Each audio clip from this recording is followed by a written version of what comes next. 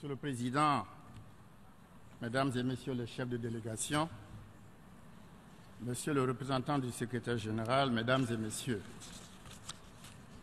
c'est un honneur pour moi de m'adresser à votre auguste Assemblée, en ma qualité de président de la transition du Burkina Faso, pour vous exprimer mes bien sincères et chaleureuses félicitations pour votre élection à la présidence de la 70e session de l'Assemblée générale des Nations unies. Il me plaît également de féliciter votre prédécesseur, M. Sam Kutesa, pour la manière dont il a conduit les travaux de la 69e session.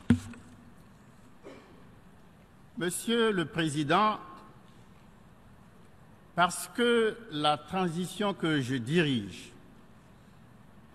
est le fruit de l'insurrection populaire d'octobre 2014 pour dire non à l'arbitraire, au népotisme et à l'injustice d'un régime antidémocratique, je suis venu plaider pour la liberté et la démocratie. Oui, devant cette Assemblée, je suis venu exalter la liberté, la vraie liberté, celle dont rêvaient les révolutionnaires de 1789 et à laquelle aspirent aujourd'hui encore tant et tant d'êtres humains. Je veux exalter la liberté tout court. Pour en avoir été privé récemment, j'en mesure désormais le prix. Devant cette Assemblée, je suis venu saluer la démocratie, devenue aujourd'hui un canon universel. Sauf au Burkina Faso où des prétoriens d'un autre âge, ramant à contre-courant de l'histoire, ont tenté de la confisquer pour assouvir leurs ambitions sordides. Chers amis de la communauté internationale, c'est grâce à vous, défenseurs de ces valeurs que je viens d'évoquer, que je parle librement devant vous. Chose impensable il y a seulement 2 semaines, lorsque je me suis retrouvé dans les geôles de la sédition militaire. En effet, le 16 septembre dernier, mon pays, le Burkina Faso, était victime d'un coup d'État ignoble perpétré par des officiers à la solde de politiciens revanchards. Et tenez-vous bien, à la veille du lancement de la campagne électorale. C'était sans compter avec le peuple burkinabé. La riposte nationale et populaire a été spontanée pour barrer la route à ces aventuriers-là. Mais hélas, au prix de pertes en vies humaines et de nombreux blessés. En cette occasion, la nation burkinabé, et en particulier sa jeunesse, a fait preuve d'un patriotisme à nul autre pareil. Parallèlement, la réaction internationale s'est promptement manifestée pour condamner unanimement ce putsch et soutenir la transition. Du haut de cette tribune, je veux dire merci à tous les pays sans exception, ainsi qu'aux organisations internationales, sans oublier les organisations de la société civile et les journalistes de par le monde qui se sont rapidement mobilisés pour faire échouer ce coup de force, permettant ainsi le retour à la normalité et à la légitimité.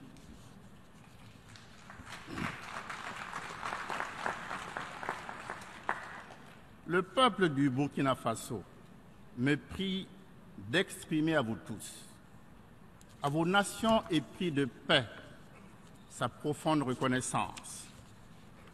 Il vous demande de continuer à soutenir ces efforts pour l'ancrage d'une réelle démocratie au Burkina Faso à travers la tenue d'élections libres et transparentes que nous allons bientôt organiser. Monsieur le Président, ayant suffisamment parlé de mon pays, je voudrais à présent considérer les grandes préoccupations de la vie nationale, de la vie internationale.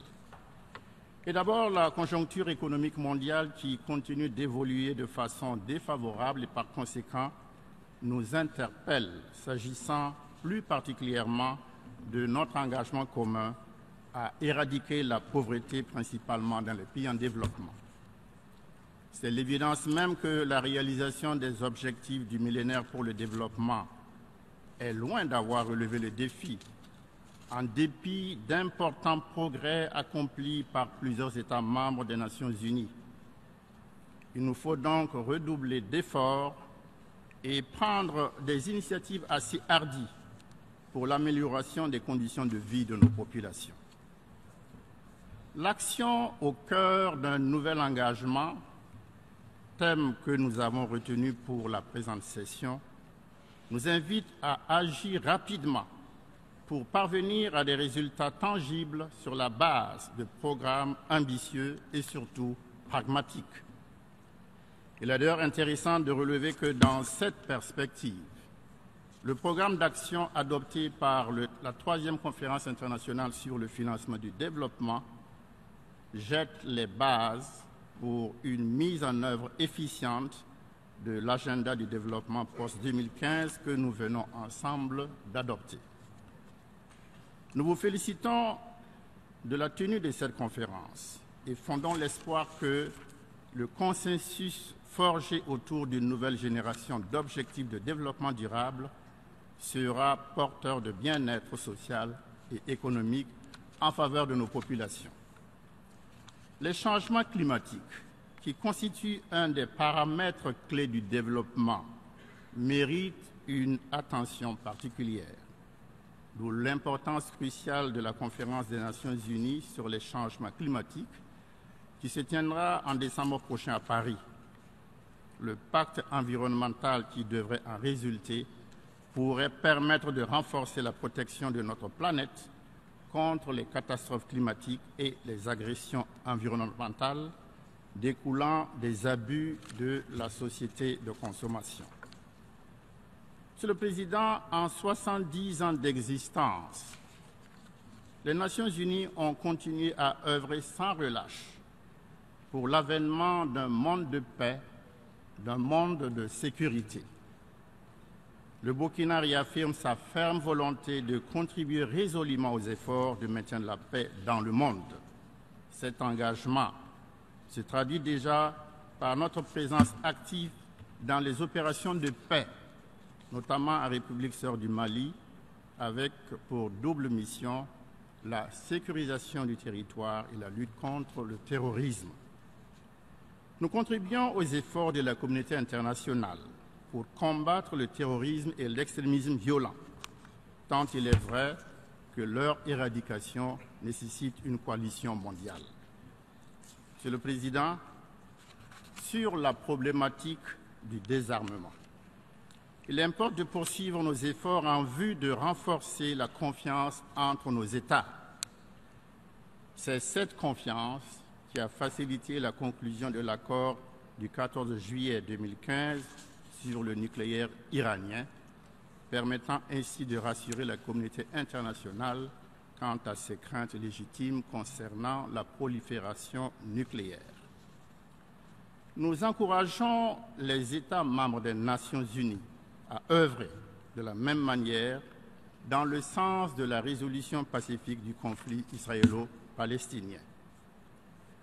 Concernant le Sahara occidental, mon pays qui a toujours encouragé une solution politique négociée réaffirme son adhésion à l'initiative du Royaume du Maroc pour un statut d'autonomie de la région du Sahara comme alternative crédible et réaliste dans le dénouement de ce différend.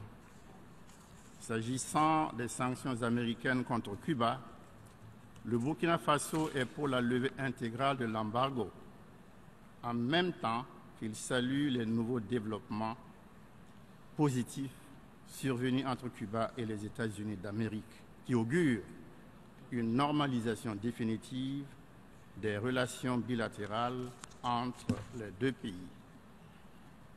Monsieur le Président, membre à part entière de notre commune organisation, le Burkina Faso souscrit aux réformes envisagées pour mieux rationaliser le fonctionnement des Nations Unies et, s'agissant de la réforme du Conseil de sécurité, réitère son plein soutien à la position africaine fondée sur le consensus des Ulbini et la déclaration de Sirte.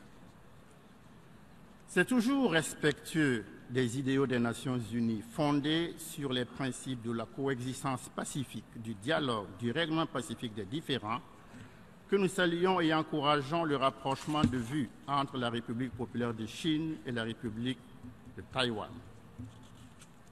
Avant de clore mon propos, Monsieur le Président, honorable assistant à l'Assemblée générale, avant de clore mon propos, je tiens à saluer la solidarité internationale pour éradiquer la maladie du virus Ebola. Il est indispensable de ne pas relâcher la vigilance et d'intensifier la coopération internationale pour maintenir les résultats engrangés et surtout permettre le relèvement des pays qui ont été durement éprouvés par cette maladie. Je formule le vœu que les vertus de la solidarité internationale et du dialogue entre les nations continuent d'inspirer l'Organisation des Nations Unies afin que nous relevions ensemble les défis de notre époque. Avant de quitter cette tribune, les convenances et la gratitude commandent que je vous réitère toute notre reconnaissance. Dans l'immense tâche de construction d'une société internationale plus démocratique et plus humaine, vous trouverez toujours en avant-poste le Burkina Faso. Le Burkina Faso qui vous redit son amitié, le Burkina Faso qui vous redit simplement grand merci. Je vous remercie de votre attention.